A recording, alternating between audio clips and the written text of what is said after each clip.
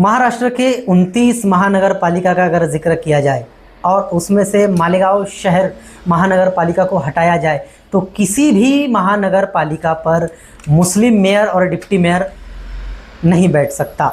और ये मौका मालेगांव महानगर पालिका के पास ही है कि वो यहाँ पर एक मुस्लिम महिला महापौर को बैठा सकते हैं और उसी के साथ साथ डिप्टी मुस्लिम महिला उप महापौर यहाँ पर बैठ सकती है।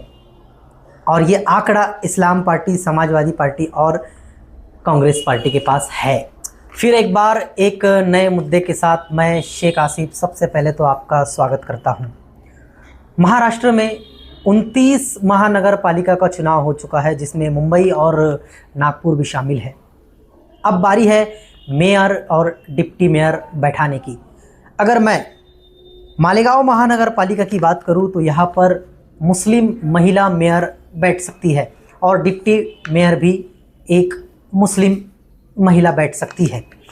मालेगांव महानगर पालिका के नतीजे आ चुके हैं। पूरा मालेगांव शहर जानता है कि किस पार्टी के पास कितने सीटें हैं।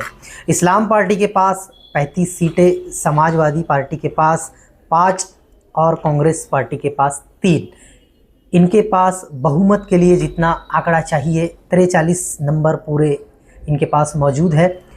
और लगभग मालेगांव शहर ने ये बात मान ली है कि इस्लाम पार्टी, समाजवादी पार्टी और कांग्रेस पार्टी मिलाकर अपनी सत्ता मालेगांव महानगर पालिका पर स्थापित कर सकती है। रोज़ाना कुछ नई नई बातें, पर्दे के पीछे चल रही प्लानिंग, अलग अलग बातें पूरे मालेगांव शहर में चर्चा का विषय बन चुकी है। मालेगांव शहर की मौजूदा शिवसेना के जिम्मेदारान बड़ी ही ताकत लगा रहे हैं कि मालेगांव महानगर पालिका पर हिंदू महापौर स्थापित हो। अब देखने वाली ये बात है कि शिवसेना का समर्थन कौन करेगा।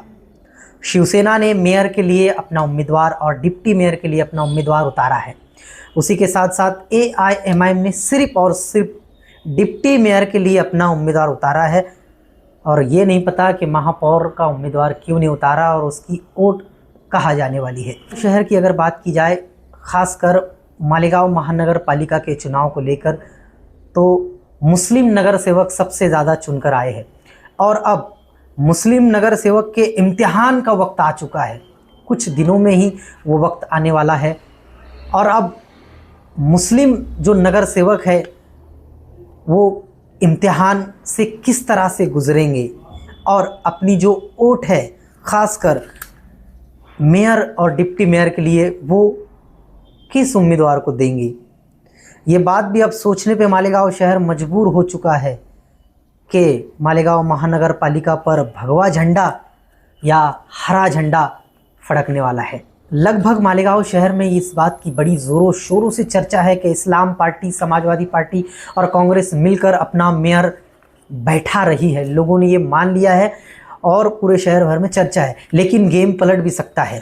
मालेगांव शहर में व्हाट्सएप पर एक चर्चा काफ़ी ज़ोरों शोरों से जारी है कि मालेगांव महानगर पालिका पर अब हिंदू महापौर स्थापित होगा, विराजमान होगा, लेकिन मदद कौन करेगा।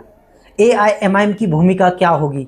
क्या AIMIM शिवसेना का साथ देने वाली है? ये भी एक सवाल पैदा हो रहा है। या शिवसेना AIMIM का साथ देने वाली है?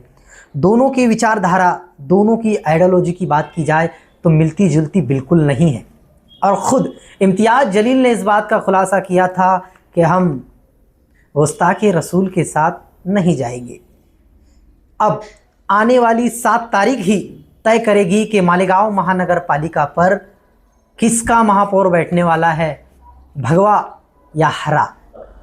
महाराष्ट्र के 29 महानगर पालिका का जिक्र किया जाए, उन पर चर्चा की जाए, अगर मालेगांव महानगर पालिका को हटाया जाए, इनसे अलग किया जाए, तो मुस्लिम महापौर और डिप्टी महापौर मुस्लिम एक चेहरा कहीं भी नहीं बैठ सकता।